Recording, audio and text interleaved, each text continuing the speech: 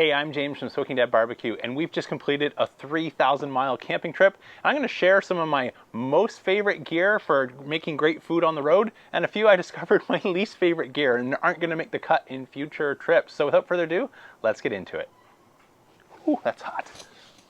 So we are back after an amazing 3-week journey, and despite making some tough choices around what we could bring and what we would leave at home, because you can't bring your entire outdoor kitchen with you when you're traveling in the confines of your trailer vehicle, or if you're camping with a tent, whatever you may have, you got to make some tough choices. And I thought I did pretty well going into it, but after 3 weeks we definitely learned there's a few things I would bring again and a couple that I won't. But first, let me tell you a little bit about our trip, as well as what we cooked along the way and how that went.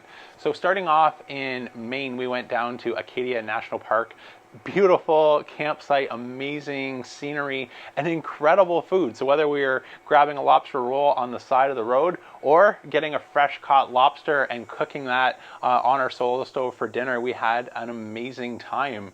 From there, we went to Prince Edward Island, PEI, and the water was a little warmer, so lobster wasn't in season midsummer, but plenty of other great seafood was. But here, this is where we put the Joe Jr. to work. So we were out exploring the beaches, having a great time. We were able to cook a full size pulled pork in the Joe Jr., leave that much to the chagrin of our nearby campers who were just getting the wonderful wafting smell of pulled pork in their tents all day while this low and slow cook went on. But that was an absolute awesome treat to be out in the road, enjoy a day in the beach, and come back to some amazing pulled pork. And then from there we went to New Brunswick. So just stunning beauty. The video here won't do justice, but the landscape, the hills, the rock cliffs, and the tides from Alma, where the boats are all the way up at the beginning of the day and sitting down on the ground at the end of the day. We did everything from cooking pasta to cooking steaks to bacon and eggs for breakfast. And this was another really fun treat. I really enjoyed being on the road, being able to cook and grill everything from breakfast all the way to our dinner. So without further ado, now I've covered a little bit of our amazing journey, our first time ever actually doing this outside of the confines of a tent and a trailer, which gave us a refrigerator and some other helpful utilities, as well as the ability to carry a little bit more. Let's go into my top products that were more useful, or as useful as I hoped they would be when I took them with us. So the two grill products that I took with us, as you saw in the opening, was my Kamado Joe Jr. along with my solo stove. So pick these two because they're the most portable options that I have. Larger yet somewhat lightweight grills like the Kettle Joe just aren't light enough, and they don't remove from the cart easy enough to make it easy to fit in the vehicle or the RV. So that's what we took with us. There's a couple products that we use every day, so I would have no issue packing these again. So going through those in no particular order was my Grill Blazer sous vide gun. The sous vide gun was really handy because it takes up next to no space compared to the proper torch, and this gave me the utility to do everything from lighting my solo stove to getting the Joe Jr. going, or if I wanted to put a quick little sear on a steak and have the diffuser and finish things off. This was very useful and hardly takes up any space. Another thing that I found myself reaching for really regularly was taking my knife roll. So I didn't take kind of everything, but having this is a Dow Strong knife roll that they sell, but this was incredibly handy to have multiple tools to work with. So whether we were butchering up some steaks, serving them up, slicing them, this along with my cutting board we used often. So I took the smaller Dow Strong cutting board along with a few of my favorite knives in terms of being able to have an assortment to work with for everything I was prepping, whether we were doing some veggies and sauteing them in the Lodge Dutch oven, and then mixing in some pulled pork for some tacos, to steaks, to breaking down the lobster or lobster tails or anything else that we were cooking. That was really handy. I didn't have, again, a ton of space to bring a lot of probes, and since I always love, behind me using my meter probes for wireless information, we're in areas with no cell signal, so I didn't know how useful the wireless information would be. So instead, I just went for a single probe, and I took my IR probe versus the regular one that this is based off of, because it just gives me two tools in one. So I could check the surface temperature of the griddle accessory, for example, for doing bacon and eggs, if I wanted to have that that in around 300, 350 degrees Fahrenheit, this was really useful, as well as checking the doneness of that pulled pork. So having something familiar to use for probe feel, as well as getting information. And again, you're never too far from your campsite, so we're able to check on that. So these three were incredibly useful. What else was useful? And I would take again, the Joe Jr. for that all-day low and slow cook. Pulled pork, it doesn't get any better, as I mentioned, going out wandering the beach, coming back to a campsite just full of the smell of nearly ready, pulled pork. And for our family, this was almost exclusively what we cooked everything on. Where I found the solo stove more useful is when we started to have large groups. So if we wanted to do, again, bacon and eggs, that extra real estate of the cast iron cooktop surface opened up a lot of options. So we did steaks on there, to bacon and eggs, to boiling water for cooking pasta, to boiling water for cooking our lobster and everything else in between.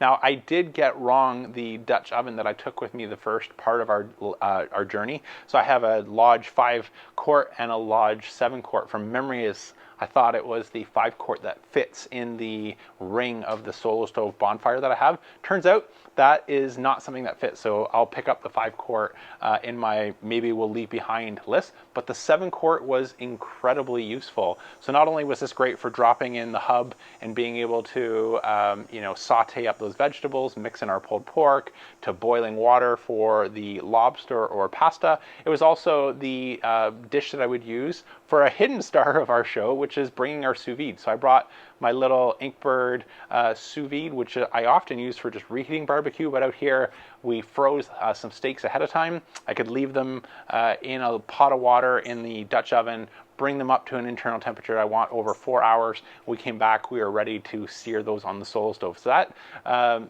sous vide machine came in more handy than I thought on the road, and it doesn't take up too much space. It's about the same size as the Grill Blazer Grill Gun. So those are the products that absolutely held their weight. There's a couple I didn't even touch and won't be bringing again.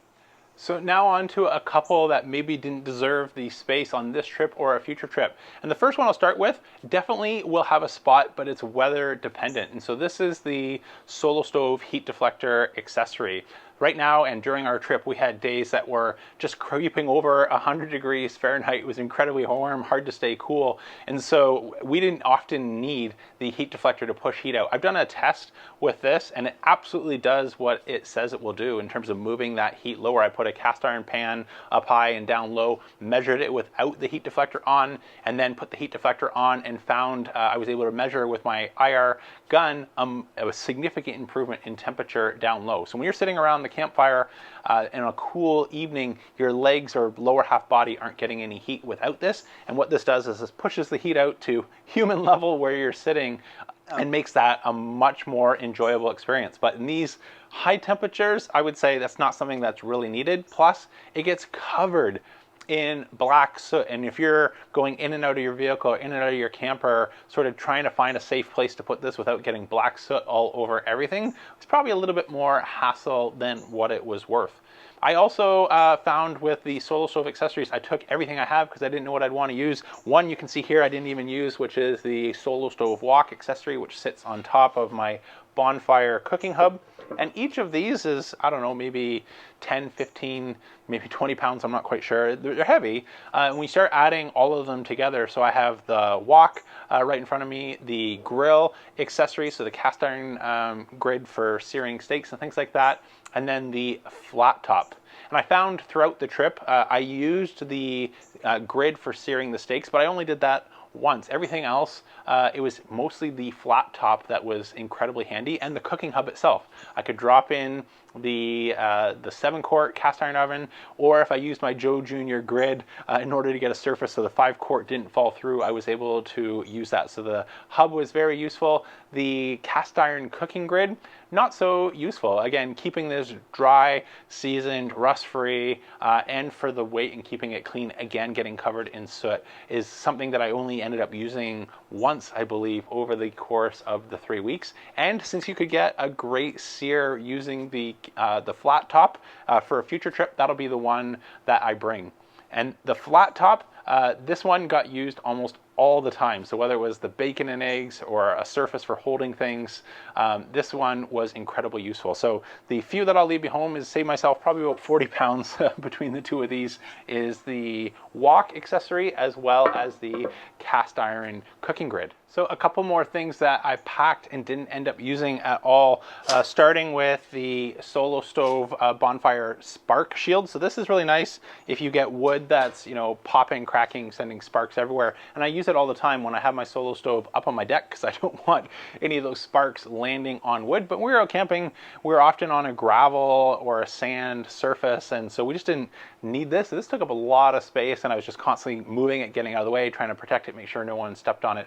So we didn't use that at all. Nor did we use, and I should have thought of that ahead of time, but the separate standalone Solo Stove cover. So the Solo Stove, it says you don't want to get any rain down inside of your pit, so we try and avoid that and keep it in an area at night if it was going to rain where it was covered and protected. But instead of using this, I just found it was more helpful to use the rugged carrying case. So not only did this make it easier to carry and move the stove around along with all its accessories. You can get the bonfire cooking hub in there, your ring. I even threw in either my 5-quart or my 7-quart. I'll show you a clip here, including the 7-quart cast iron Lodge Dutch oven. All of that fit brilliantly inside the case, and with the nice handles, it was easy to move around. So I just flipped that upside down and used that as my ring cover. So next trip, I'm not going to bring a second cover or a dedicated cover. It's just having that there for camping didn't make a lot of sense. So all of these things that didn't make a lot of sense and took up space come at an opportunity cost of things that we could have brought more of. So what did I find maybe I was wishing I had more of? So that would be more Fogo Black. So I took Fogo Black with me for this trip for a couple reasons. One, on the Joe Jr., that size charcoal fits better in terms of the large, massive chunks that you can get on the Fogo yellow bag.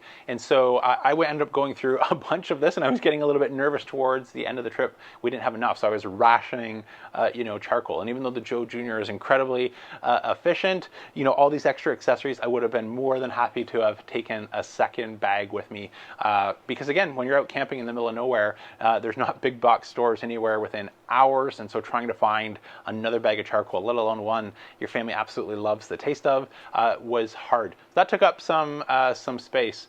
In addition to the Fogo that I found incredibly useful to have packed, I was really glad that I had my high heat gloves. So these are long sleeve JH Safety. I'll put a link down to Amazon. All my links are always down there along with any savings. But these were incredibly handy for a variety of things, whether we had to reach in and grab a log or place a log in the Solo Stove, to handling hot cooking accessories like the Lodge Dutch oven or the cast iron cooking grids. I use these almost daily, and so that extra length on the sleeve made it easy to reach into the fire and not worry about getting burnt. I also found myself using some nitrile cooking gloves a lot. So whether we were prepping our lobster, breaking that down, prepping our steaks, our pulled pork, and everything like that. When we were out in the middle of camping, we didn't have running water nearby, so even washing your hands isn't as easy as it is here in a home kitchen. So having some food-safe prep material and gloves came in incredibly handy. So I hope you found this video useful. There's a few things I think I've saved myself in aggregate here, maybe close to 100 pounds of gear that I didn't end up touching and using, that I could swap out for gear that I know that I would be using and be more useful for a camping trip. If you agree or disagree with any of those, let me know down below what you found most helpful for your camping trip, or what you wish you had when you're out camping as a resource. For myself, I'll take that, as well as any others who may be getting ready to head out on the road and enjoy some great food miles and miles away from home. That's it for today, though. I'm James from Smoking Dad Barbecue signing off. Remember, don't be afraid to fire it up.